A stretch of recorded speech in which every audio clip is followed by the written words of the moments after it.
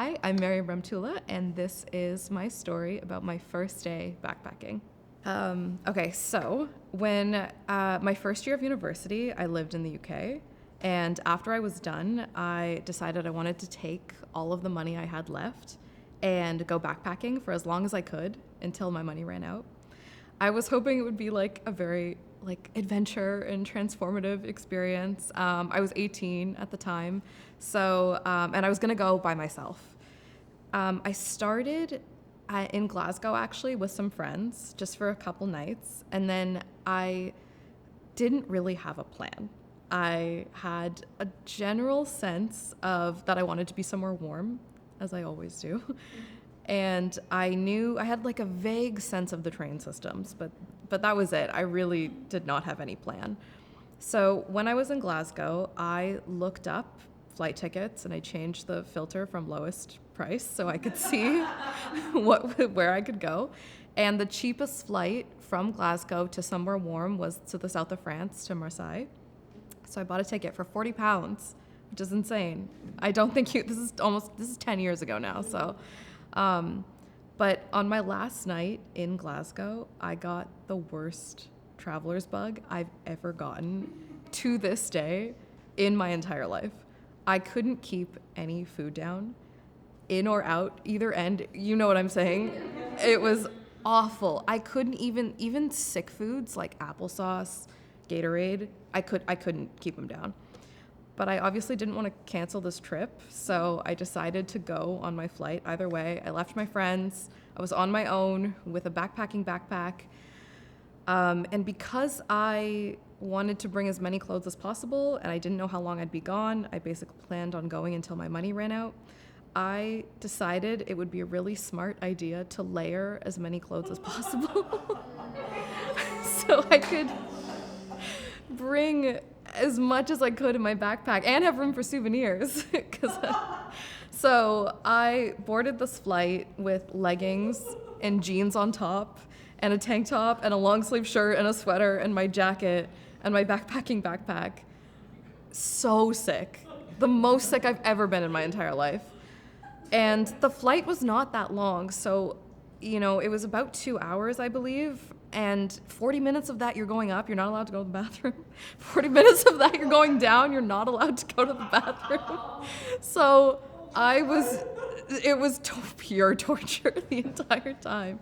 So we land in Marseille, and the minute we land, I'm the first one out. I'm dripping in sweat. I go to the bathroom, I strip off all of my layers, and I'm in the bathroom for an ungodly amount of time. I cannot tell you how much time I spent in that washroom. But enough time that when I finally put all my clothes back on and came back out, everyone was gone.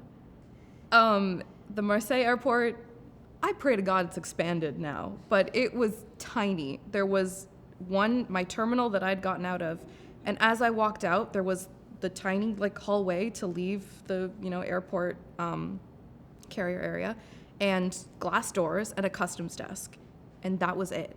So when I walked out, there was no one there, and the glass doors were locked, and there was no one at the customs desk.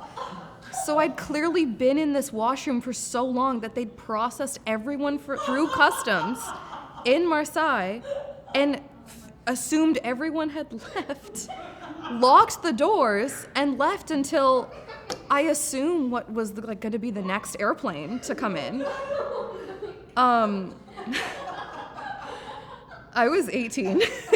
I did not plan. I had a phone, but I didn't have a SIM card because my plan was to go there and find a SIM card, a European SIM card. So there was Wi-Fi at the airport, but it would allow you on for 20 minutes and then it would kick you off and you'd have to go in again and put in your email and it would let you on for 20 minutes and kick you off. I spent 2 hours just trying to drink some water, throwing up, banging on the glass sliding doors that were not opening, logging on to the Marseille airport Wi-Fi for 20 minutes, trying to call someone through Wi-Fi. was not in a right state of mind. And I remember at one point in my like desperation, I used my like 20-minute increment to go onto Twitter and try and tweet at the Marseille airport that I was stuck in somewhere and to come get me.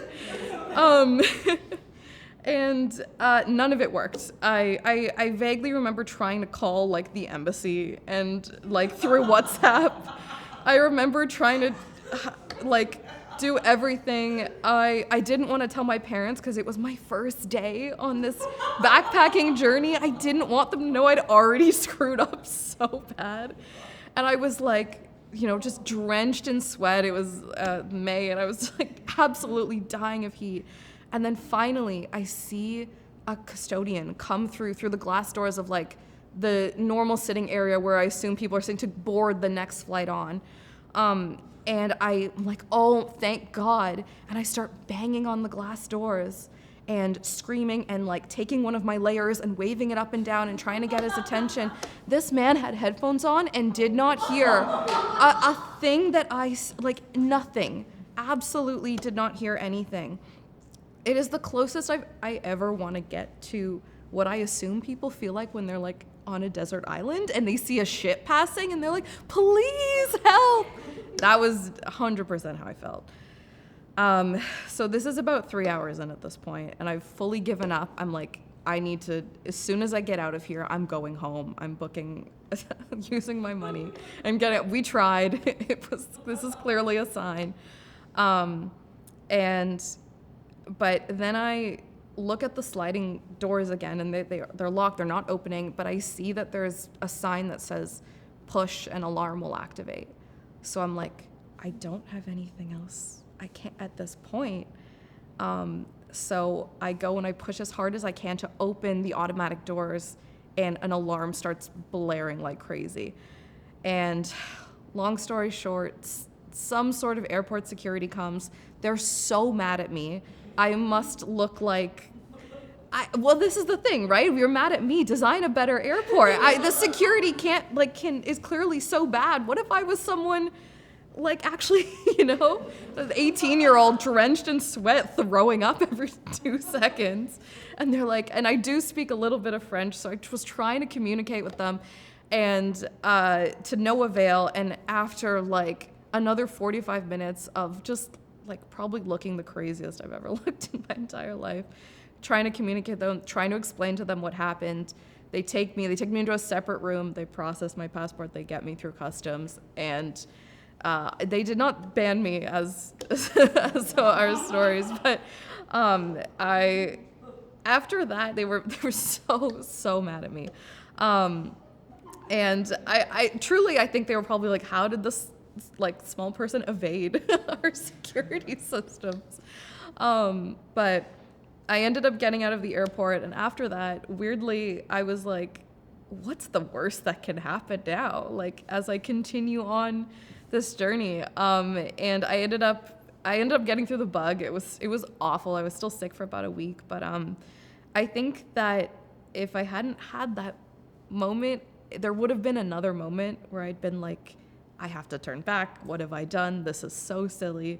But I do feel like sometimes you have to go through some stuff to know that you can go through some stuff and get some confidence. And I backpacked for 3 months by myself, and it was a really incredible adventure.